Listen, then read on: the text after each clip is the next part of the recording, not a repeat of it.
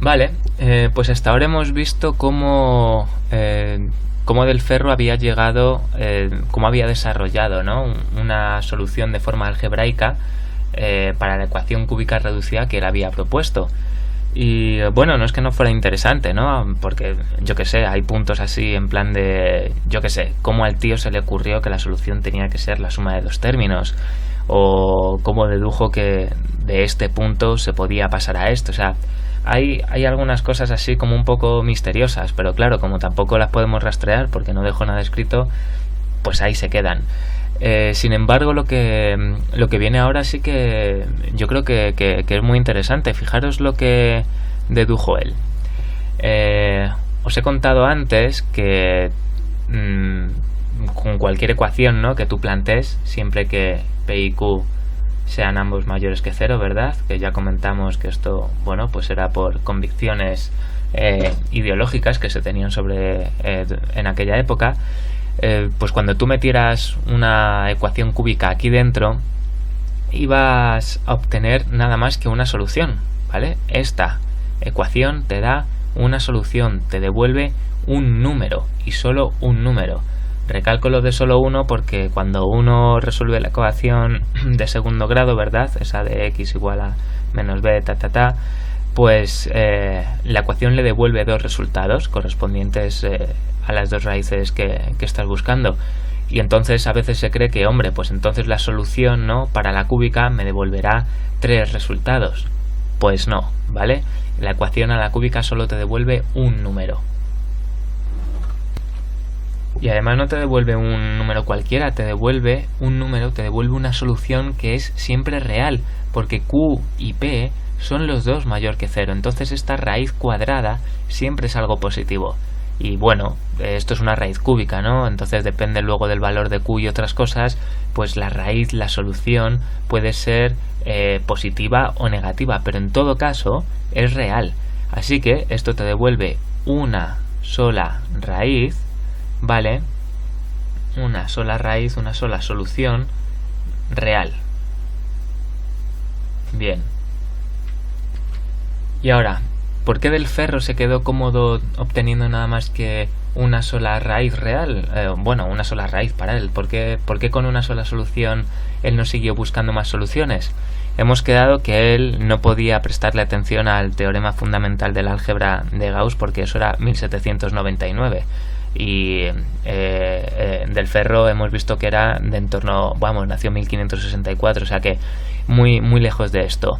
Y claro, si entonces no sabía que una ecuación cúbica tenía que tener tres soluciones, eso quiere decir que, según él, bueno, podía tener una, podía tener dos, podía tener tres, podía tener cuatro, podía tener las que tuviera. Es decir, no es solo que no buscara dos soluciones más, es que no buscaba ninguna solución más. Él con una se quedaba satisfecho.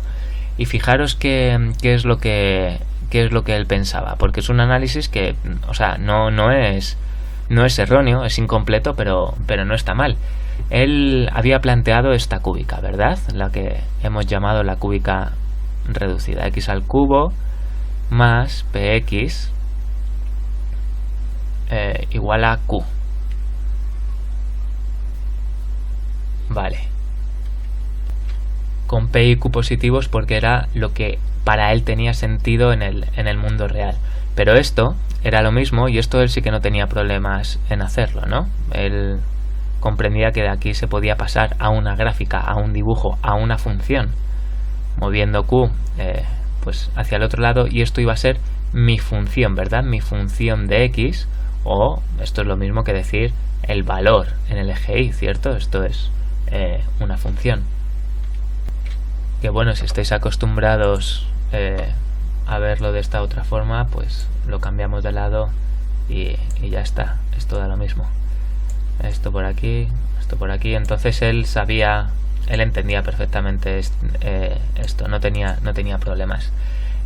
Aquí lo importante era esto otro. Él decía, vamos a ver, como este es mi valor en y, pues no sé, vamos a ver qué ocurre cuando yo digo que el valor para x es 0. Entonces, si tú sustituyes 0 para el valor de x, ¿qué es lo que obtienes? Pues 0 al cubo es 0, P por 0 es 0 y luego te queda menos Q. Es decir, que en el lugar donde X es 0, es decir, aquí, en este origen, el valor de su función, ¿vale? El valor en el eje Y iba a tomar la cantidad menos Q. Y habíamos dicho que Q y P eran ambos mayor que 0, por lo tanto, menos Q era un número menor que 0. Con esto no había problema, y si esto es el eje Y, pues menos Q podía ser este punto de aquí, ¿lo veis? Algo en el lado negativo del eje vertical.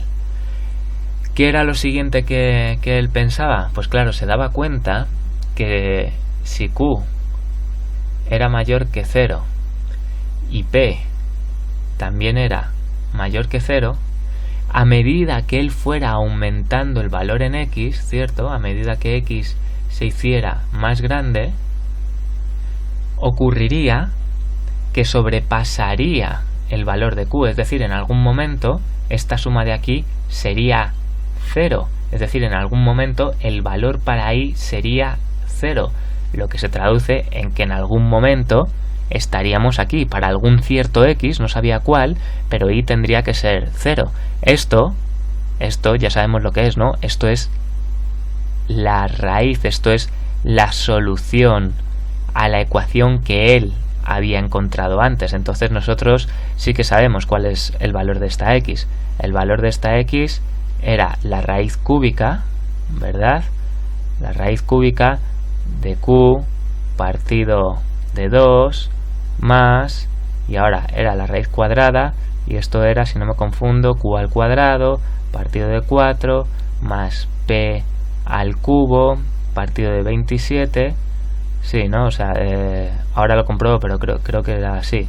Y luego, pues aquí un más, un menos, según como quisieras expresarlo, lo podemos expresar con menos, y era otra vez la misma raíz, pero ahora iba a ser menos Q partido de 2. Y aquí era un más o era un menos aquí. Aquí creo, sí, que también, sí, aquí también era un más.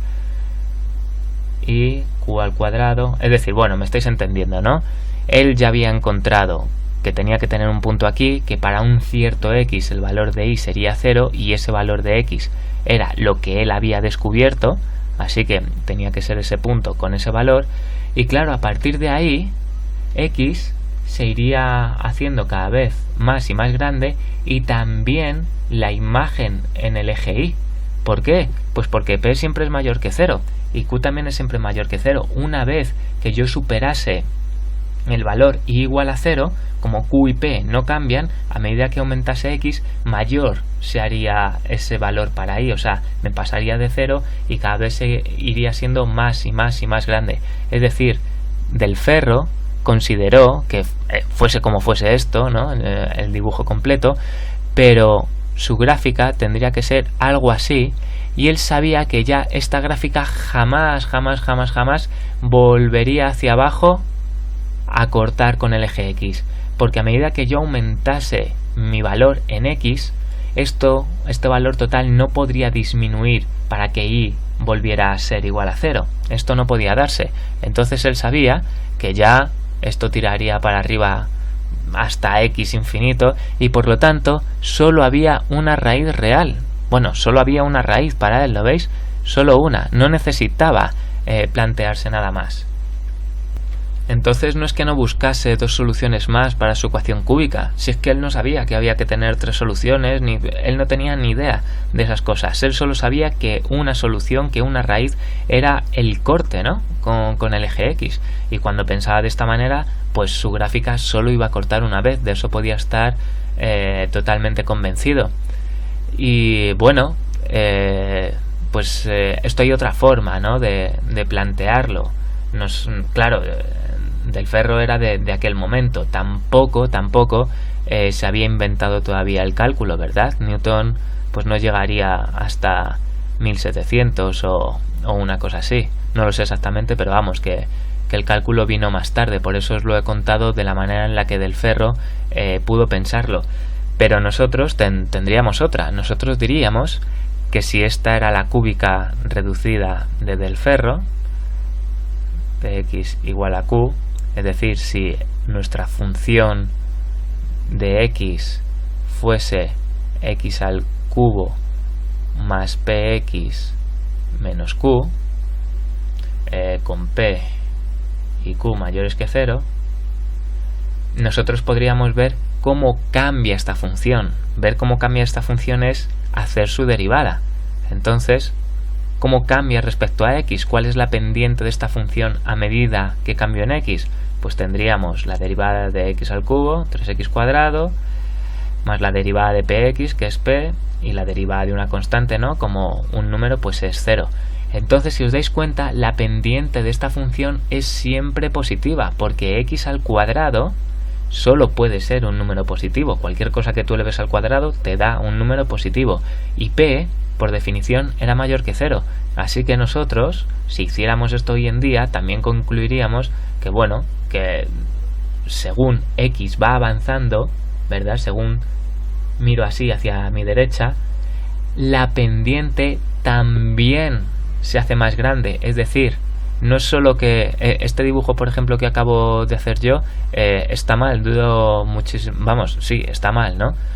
Lo que hemos visto es que a medida que avanzas en x, la pendiente también se hace más grande. O sea, que un dibujo más realista sería una cosa que iría avanzando en la pendiente, haciéndose la pendiente cada vez más acusada. Pero en cualquier caso, lo que estaba claro es que la gráfica no iba a volver hacia abajo. Así que en principio parece que del ferro no es que no buscase más soluciones porque no pudiera, era simplemente porque estaba convencido de que ya no había más soluciones, así que no tenía que seguir tirando del hilo. Ahora pues vamos a ver un ejemplo, ¿no? Para que veáis cómo funciona pues la cúbica reducida de del ferro. Voy a copiar por aquí la fórmula un momento.